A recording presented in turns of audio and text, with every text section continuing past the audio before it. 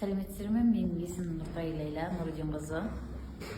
Мен мына 1 август күні болған жағдай туралы айтайын дегенмін. Күйеуі 3 айлық баласын тұншықтырып, әйеліне пышақ лақтырып, пышақ алып жүгірді деген жағдай бойынша. Ол жерде негізі олай болмаған. Күйеуім баланы ұрған жоқ, мені ұрды рас. Өйткені мен ол бойынша кешірім беремін, бірақ баланы ұрған жоқ ол жерде. Мен әркімнің үгіттеуі бойынша, үйреткені бойынша мен солай тірлік жасадым, іс жасадым. Жалпы осы мәселені тергеу барысында сіз айттыңыз ба? Тергеушіге, прокурорға тағы осы жүргізіп жатқан адамдар. Тергеушіге мен айттым, тек қана қалай айтсам болады, ұрды деп, баланы ұрды, тұншықтырды, лақтырды деп айттым. Өйткені мен біраз жерде алданып қалдым. Көреміз бағдарламасынан алданып қалдым. Оларға көмектесетін Адил фондтан алданып қалдым. Өйткені 4 айлық балама мен операция жасайды, 3 рет ота жасайды басына.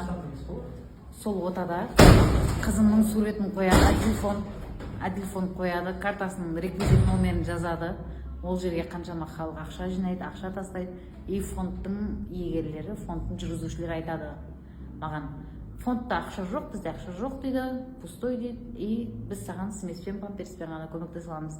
Ал мен 2 күннің бірінде, 3 күннің бірінде смес сұраймын, памперс сұраймын, олар әкеп тұрады. Өйткені ол әркім қалтасына әкеп бермейді оны. Сол жинаған ақшадан әкеп тұр. И маған ақшаның есебін айтпайды. Мен ойладым, то что осылай болып кетсе мен қызымның диагнозынан құтыламын. Олар көреміз бағдарламасы айтты ғой маған: ақша жинаймыз, қарекет қорына береміз, сөйлесем, бір бөлмелі үй алып береміз сендерге деді. И қызыңа ақша жинаймыз да Түркияға емге жібереміз деді. Мен емге жібереміз деп ойлап қызымды солай айттым. То есть ананың бала үшін жанкештілігі болды ма бұл жерде? Жанкештілігі? Мысалға şimdi сіз өзіңіздің бастапқы неңізден қайттыңыз. Сол бастапқы показаниеңізден қайтқан кезіңізде прокурорға, тергеушіге хабарластыңыз ба?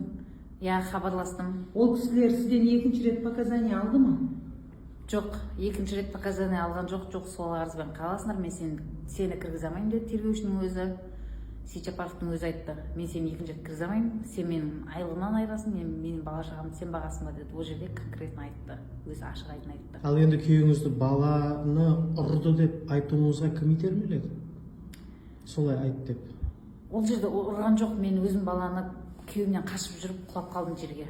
Үйдегі полдың үстіне, көрпешенің үстіне құлап қалдым.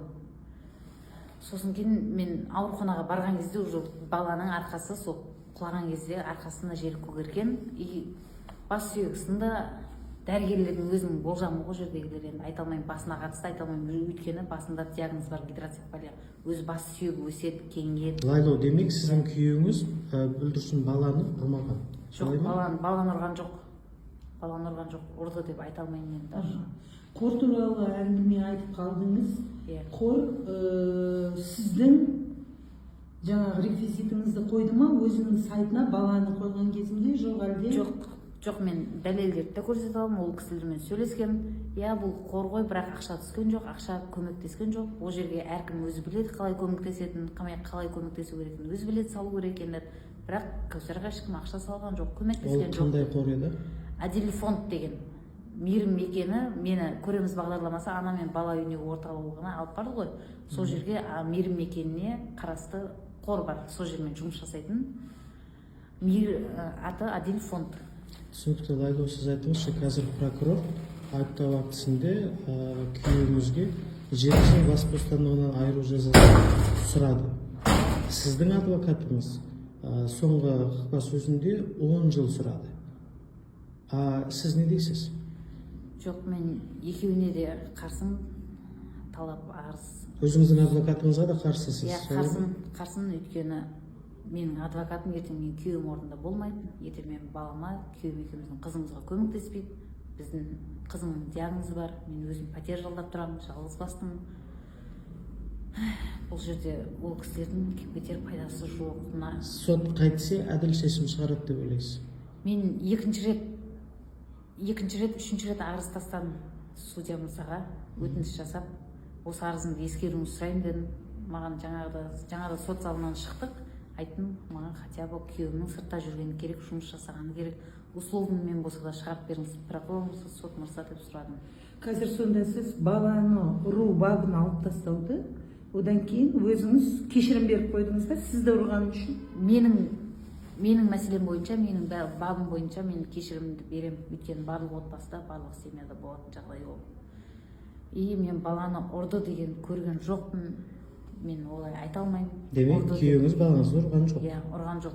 Ал енді сіздің айтуыңыз бойынша жаңағы бірінші берген арызыңызда көрсетілген баламды тұншықтырды, ұрды, еденге лақтырды деген, пышақ алып жүгірді деген сөздер басқа біреулердің айтуымен жазылды ма сонда? Иә, басқа біреулердің айтуы бойынша жазылды.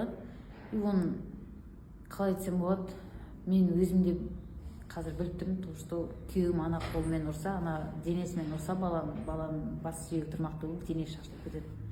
Бала қайтыс болып кетеді дәл сол жердің өзінде. Ал бала екінші күні уже тамақ ішіп. Соттан не сұрайсыз? судья мырзадан, соттан күйеуіме хотя бы условный беріп сыртқа шығаруын сұраймын. Жалпы енді айтыңызшы, жаңағы фондтар бізде қазір өзіңіз білесіз, елімізде фондтардың бәрінің көбісі тексеріліп жатыр. Сіздің Кәусардың несіне, еміне жиналған қаражаттарыңыз кімде тұр деп ойлайсыз қазір? Егер халық аударса. Адил фондта тұр. Адил фондтың жүргізушісі Оксана деген әйел тексеруін сұрайсыз ба? Иә, тексерулерін сұраймын. Мен ол күнді, қай күні сурет қойғандарды да білем, ол кісілердің 28 август күні қояды. Сол хотя бы 10 күндік историясын, хотя бы 10 күндік несін тексеріп берсе маған Каспий счетқа. Қай күннен қай күннің аралығында?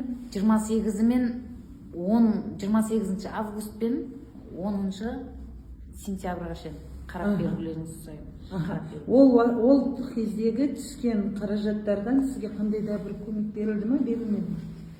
Именно түскен қаражаттан деп айтқан жоқ маған.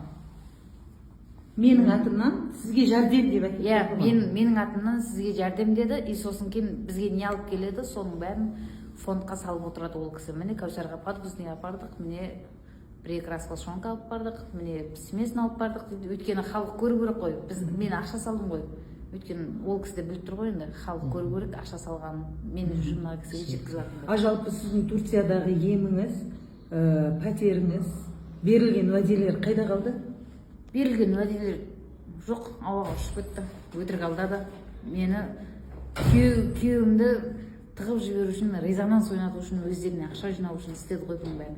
Жалпы сіздің көзқарасыңызда резонанс адам тағдырына балта шабу керек па, жоқ па? Балта шабылып жатыр ғой. Қазір шабылып жатыр деп есептейсіз? Шабылып жатыр. Негізі шабылу керек па, жоқ па?